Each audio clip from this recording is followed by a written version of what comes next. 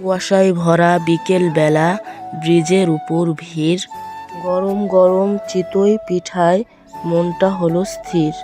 গরম গরম ধোঁয়া ওঠে, মাটির চুলায় ঘ্রাণ, সরিষা ভর্তার ঝাঁঝালো স্বাদে জুড়িয়ে যায় প্রাণ। সো গাইস, প্রথম থেকে শুরু করছি। হ্যালো গাইস, আসসালামু আলাইকুম, it's me Hamza and welcome back to my new another blog. তো গাইস, যেহেতু এখন বিকেলের টাইমে বেশ শীত পড়ে, তাই ভাবলাম যে আজকে পরিবারের সবার জন্য গরম গরম চিতই পিঠা আর ভর্তা নিয়ে যাব। সো যেই ভাবা সেই কাজ, তাই চলে আসলাম এখন আমাদের ব্রিজের উপর। সো দেখতে পাচ্ছেন এখন ব্রিজের উপর খুব ক্রাউড, এখানে অনেকে একসাথে দাঁড়িয়ে গরম গরম ধোয়া ওঠা চিতই পিঠা খাচ্ছে এবং সাথে ভর্তা খাচ্ছে। তো অনেক দিন যাবৎ ভাবছিলাম যে গরম গরম চিতই পিঠা এবং সাথে ভর্তা খাবো। তো যেই ভাবা সেই কাজ, তারপর চলে আসলাম আমরা ব্রিজের উপরে এবং গরম গরম চিতই পিঠা অর্ডার করে দিলাম। যেহেতু আমাদের পরিবারের সংখ্যা অনেক, সো তার জন্য আমরা এখান থেকে প্রায় 12 পিস পিঠা নিয়ে যাব বাড়ির উদ্দেশ্যে। সো সম্পূর্ণ ব্লগ ভিডিওটি না টেনে শেষ পর্যন্ত দেখার অনুরোধ রইল। সো দেখতে পাচ্ছেন তারপর আমাদের জন্য এখন পিঠা বানানো হচ্ছিল। যেহেতু দোকানে অনেক ক্রাউড ছিল, তাই সিরিয়াল পেতে একটু দেরি হয়ে গিয়েছে, তাই একটু ঘোরাঘুরি করছি আমাদের বড় ব্রিজের উপরে। সো এই ব্রিজ পের হয়ে আমরা আমাদের বিদ্যালয়ে যেয়ে থাকি। সো গাইস, আপনারা যারা যারা আমাদের ব্লগ ভিডিও পছন্দ করেন, অবশ্যই চ্যানেলটি সাবস্ক্রাইব করে রাখবেন এবং ফেসবুক পেজ থেকে দেখে থাকলে পেজটি ফলো করে পাশে থাকবেন। দেন তারপর আমাদের পিঠাগুলো তৈরি হচ্ছিল। দেখতে পাচ্ছেন খুব সুন্দর করে মাটির চুলায় আমাদের জন্য গরম গরম চিতই পিঠা তৈরি হচ্ছে। গরম গরম চিতই পিঠা বাড়িতে নিয়ে গেলে পরিবারের সকল সদস্যরা অনেক খুশি হবে এবং সাথে নিয়ে যাব সবার পছন্দের স্পেশাল শুটকি মাছের ভর্তা এবং সরিষা ভর্তা, সব বিভিন্ন রকম ভর্তা। সো তারপর আস্তে আস্তে করে দেখতে পাচ্ছেন যেহেতু অনেক সিরিয়াল ছিল, তাই আমরা সিরিয়াল পেতে একটু দেরি হয়ে গিয়েছে। সো তারপর ফাইনালি আমরা সিরিয়াল পেয়ে গিয়েছি এবং আস্তে আস্তে করে আমাদের পিঠাগুলো তৈরি করা হচ্ছে।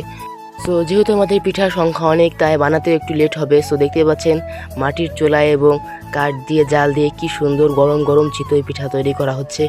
সো গাইস, আপনারা যারা যারা এরকম গ্রাম বাংলায় থাকেন, গ্রামে থাকেন, তারা অবশ্যই এরকম গরম গরম ধোয়া ওঠা চিতই পিঠার স্বাদ বুঝতে পারবেন।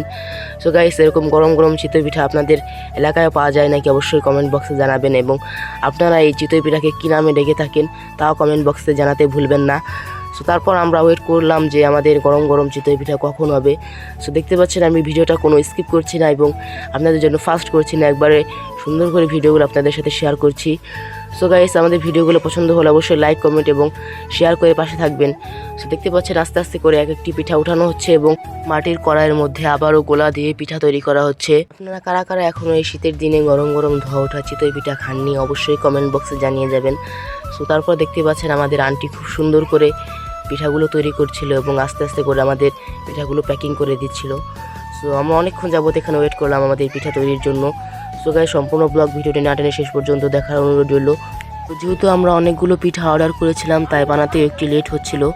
সো দেখতে পাচ্ছেন আস্তে আস্তে করে আন্টি আমাদের সকল পিঠাগুলোকে একটি পলি ব্যাগে ভরে দিচ্ছিল এবং সাথে বললাম যে আমাদের স্পেশাল যে শুটকি মাছের ভর্তা এবং সরিষা ভর্তা আছে, তার সাথে ধনেপাতা ভর্তা, সকল কিছু একসাথে মিক্স করে দিয়ে একটি পলি ব্যাগে ভরে দিতে। সো আস্তে আস্তে দেখতে পাচ্ছেন আন্টি খুব সুন্দর করে আমাদের পিঠাগুলোকে তৈরি করে একটি ব্যাগে ভরে দিচ্ছিল। সো গাইস, আপনারা যারা যারা আমাদের ভিডিও পছন্দ করেন অবশ্যই আমাদের সাথে থাকবেন নিজের ছোটো ভাই মনে করে। সো তারপর আস্তে আস্তে আমরা খুব সুন্দর করে পিঠাগুলোর ভিডিও করে দিচ্ছিলাম আপনাদের দেখানোর উদ্দেশ্যে। দেখতে পাচ্ছেন খুব সুন্দর গোলা দিয়ে মাটির চুলায় তৈরি হচ্ছে গরম গরম চিতই পিঠা। এরকম ধোয়া ওঠা চিতই পিঠা খেতে কারি না লোভ লাগে। সো আপনাদের অবশ্যই লোভ লাগছে, কিন্তু আমার কিছু করার নেই। আপনারা অবশ্যই শীতের দিনে এরকম ধোয়া ওঠা গরম গরম চিতই পিঠা খেয়ে থাকবেন। যারা খাননি অবশ্যই কমেন্ট বক্সে বলে যাবেন। তারপর দেখতে দেখতে আমাদের পিঠা বানানো শেষ এবং আন্টি সকল পিঠাকে একটি ব্যাগে করে ভরে দিচ্ছিল এবং আমি বললাম যে সাথে সকল পদের ভর্তা অ্যাড করে দিতে।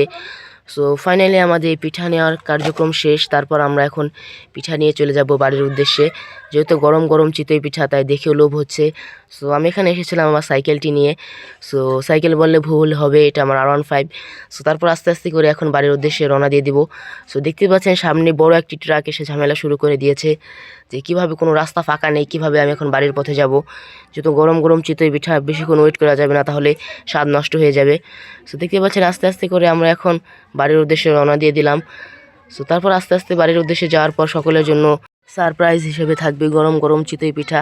সো দেখতে পাচ্ছেন আমরা এখন বাড়ির উদ্দেশ্যে রওনা দিয়ে দিয়েছি। আস্তে আস্তে করে আমরা এখন বাড়ির পথে চলে যাব। তো দেখতে পাচ্ছেন আমরা এখানে একটু ওয়েট করলাম এবং এখান থেকে একটি মিনিট কাট কিনে নিলাম আমার ছোটো ভাই যেহেতু স্কুলে থাকে ওর সাথে কথা বলার জন্য।